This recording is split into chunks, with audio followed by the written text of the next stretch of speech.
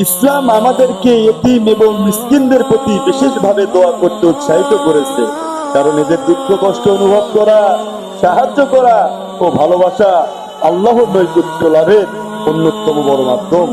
রাসূল সাল্লাল্লাহু আলাইহি সাল্লাম বলেছেন, আমি এবং এতিমের অভিভাবক জান্নাতে এভাবেই একত্র থাকবো।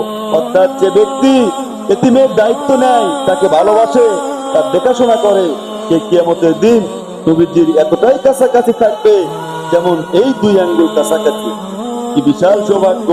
সেই কঠিন হাসরের ময়দানে যখন সবাই দুশ্চিন্তায় থাকবে, পানির তীব্র তৃষ্ণায় কাতরাবে, তখন এতিমের প্রতি দয়ালু ব্যক্তি নবীজির ছায়ায় সান্নিধ্য থাকবে। আর মিসকিনদের প্রতি দয়া করা সম্পর্কে আল্লাহ তাআলা কোরআনে ইরশাদ করেছেন, তারা আল্লাহর ভালোবাসার জন্য খাদ্য দেয় মিসকিন, এতিম ও বন্দীদের। সূরা আত-তাহর আয়াত ৮।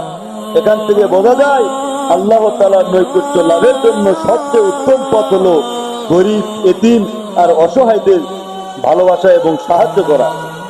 হাসরের ময়দানে এতিম ও মিসকিনদের ভালোবাসার সুফল কি হবে?